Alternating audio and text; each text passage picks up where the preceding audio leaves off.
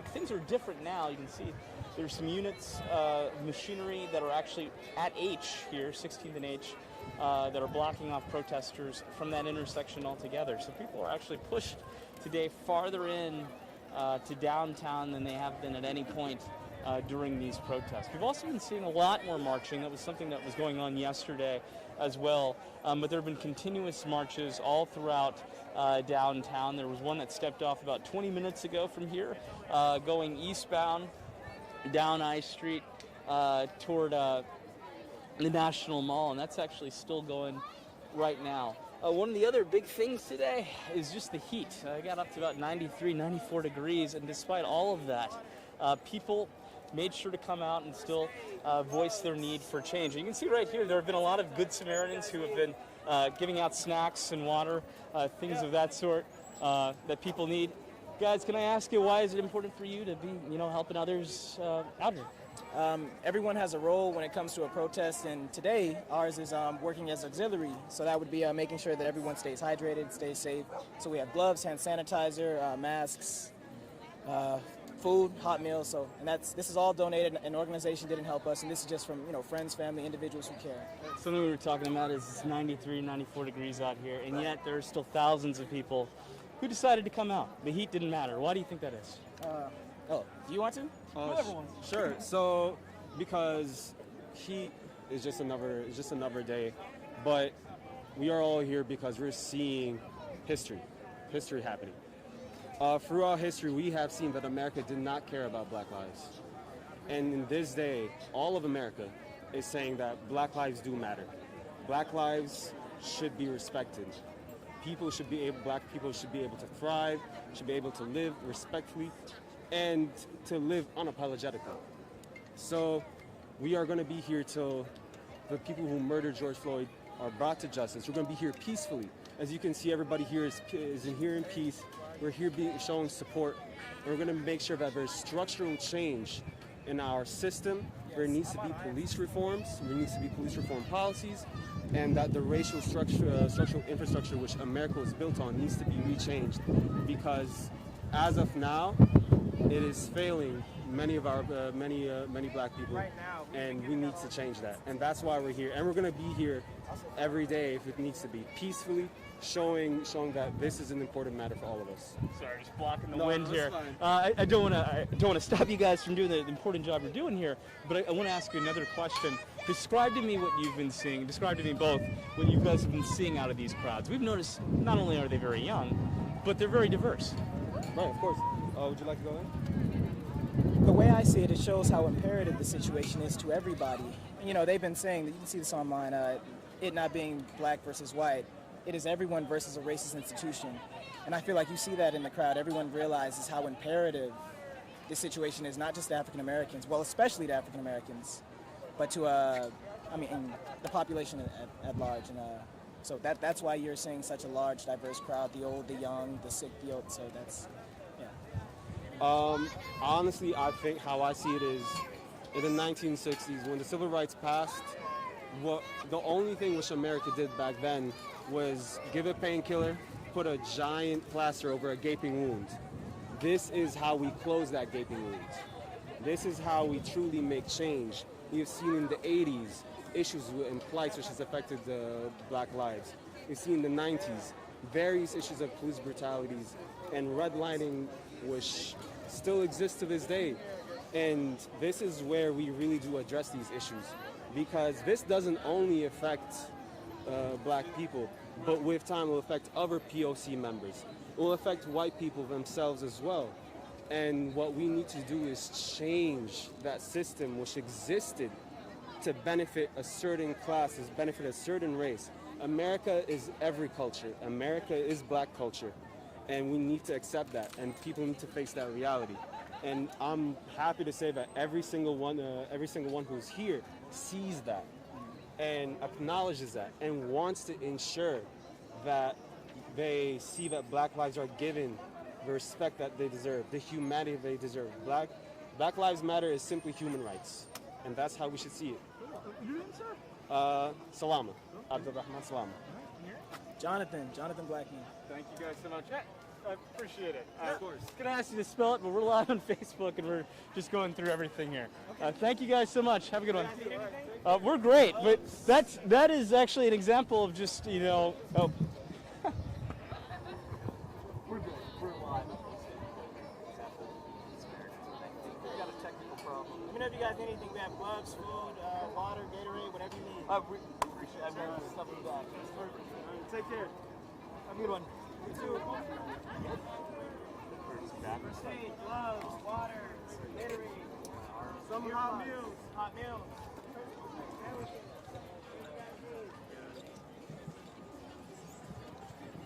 So yeah, you can see those two gentlemen are going around providing people with whatever they need, food, water, and also PPE. Obviously, throughout all of this, you can sometimes forget that we are in the middle of a global pandemic. So people are trying to do whatever they can to stay safe. That said, obviously, it's still hard with social distancing out here too. We're going to take a look a little closer to the crowd here, a little closer to the police line on 16th and H.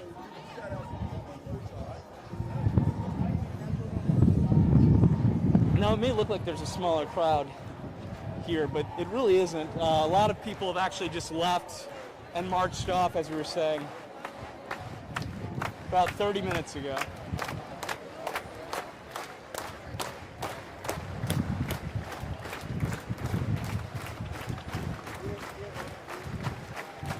Eric, I don't know if there's any room for you to get up there and kind of see what's going on. We were telling you earlier that there's a line with units, trucks, officers up there at the front, and they're not allowing any protesters to get on into that intersection at 16th and H, which is something that's different than we saw yesterday when protesters were basically allowed to come up all the way to this new fence that was installed on H Street that basically divided H Street from Lafayette Square Park. All of that taken into account, and you probably got it from the gentleman's interview that we just did about 2 or 3 minutes ago, things are incredibly peaceful here. People have been chanting. There was actually a prayer vigil that took place probably about 3 or 4 hours now. A lot of marching, but nothing out of the ordinary.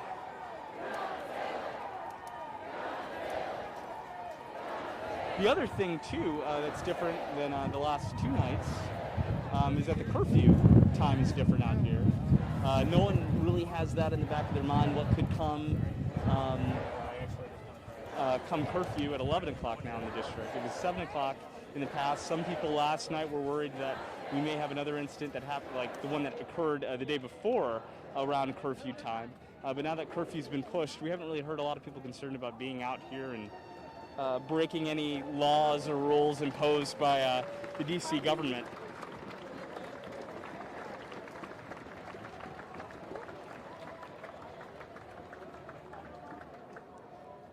Let's see if there are a few more people we can talk to here.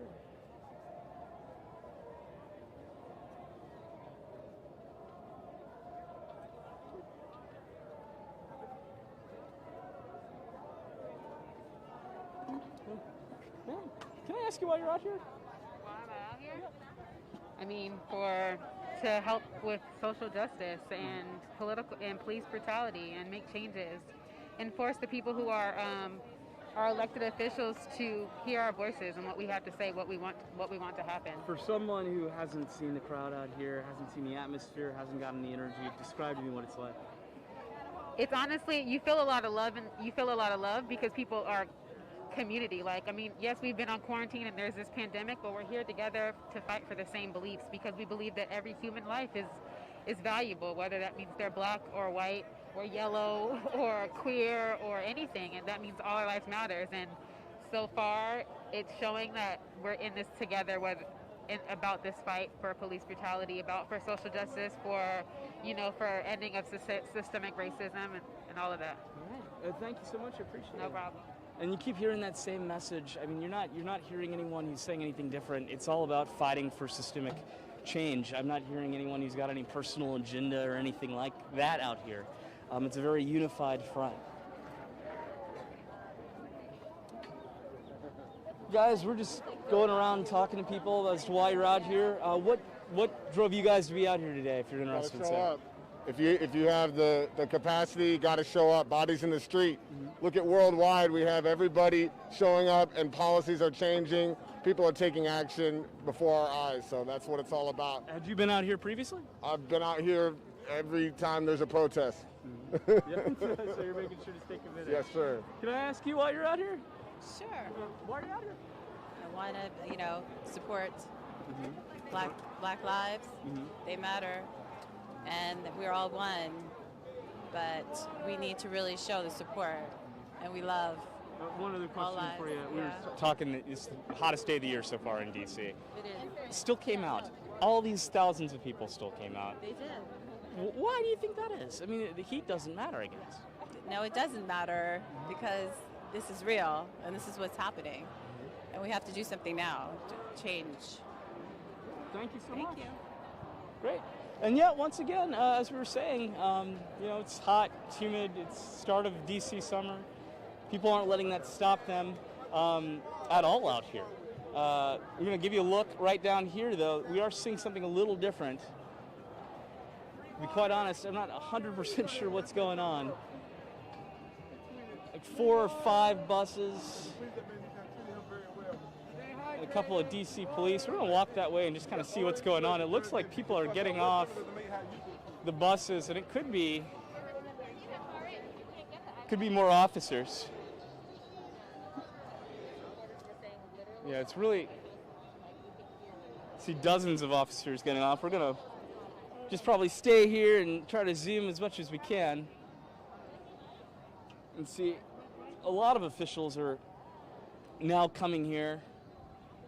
Maybe it's a shift change, maybe there's something else occurring down there, but this just started. 3 or 4 busloads of people there down on what I believe is 15th and I. I'm not sure if my photographer through a zoom lens, can you see who they are? Eric, by any chance, can you tell who they are?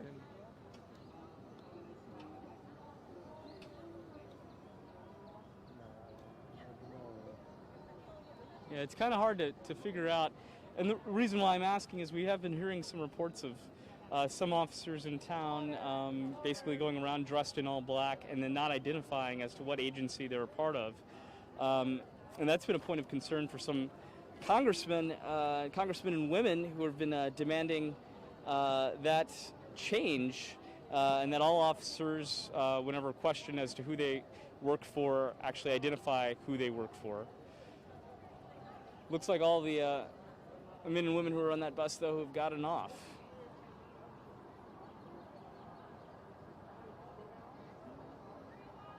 Yeah, nobody's there. What's that? Nobody's there anymore.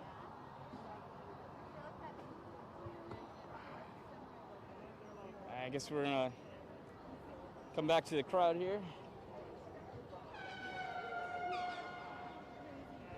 One thing that happened also a little earlier today, former President Barack Obama spoke virtually during a town hall about police brutality. The former president made it a point to say that officials now need to listen to younger people, especially younger people of color, about what they're seeing on the ground when it comes to issues of police treatment. Let's see if there are a few people we can talk to about that. Maybe these 2 people here.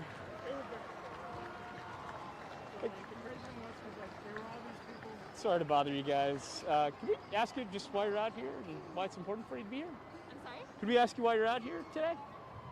I can't, well, let him answer. I work for the press, so I can't answer. Oh, okay. Sorry. Let me put my... That's fine. Right. Yeah. Yeah, some people don't feel comfortable talking, completely understandable. Sir, can we ask you why you're out here today? Sure, what's up? Yeah, why'd you come out here? Just wanted to kind of see what was going on, live down the street, and been working all day, so didn't really have a chance to see people, congregating together. So wanted to at least get down and see what it's all about. One thing we were kind of talking about, former President Obama spoke out about this today. He was very passionate about making sure that younger people are listened to on this issue.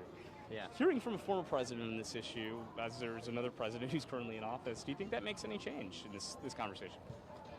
I mean, I think people look up to President Obama a great deal, and I think more broadly, young people, of course, are going to be the catalyst for change. So I hope they listen to him, but I hope just more broadly they look within and kind of try to change their own values and not really focus on what other people are saying, but try to find the righteousness in themselves. So Thanks so much, sir. Yeah. And that's another thing. A lot of people have been telling us that they've been coming out here to make sure that they witness history, because this is obviously very historic. You don't see things like this outside of the White House very often. But right now, I'm going to let you listen into this.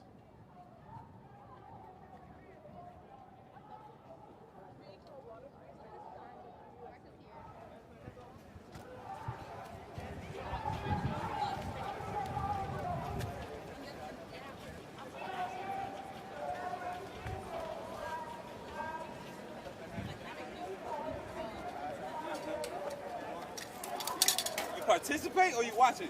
This is literally it. You with it or you not? But think on that.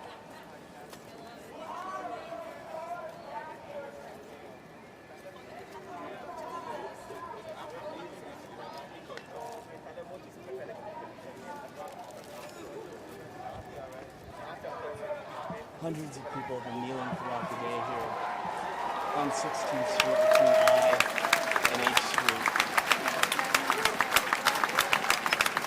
They'll periodically kneel around for a few minutes and then get back up. And actually, you can kind of see what we've been talking about a little earlier.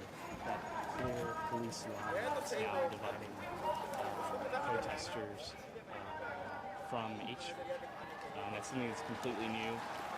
Up until yesterday, you could actually walk all the way up to a gate that was installed, I believe it was Monday night, an 8-foot tall gate.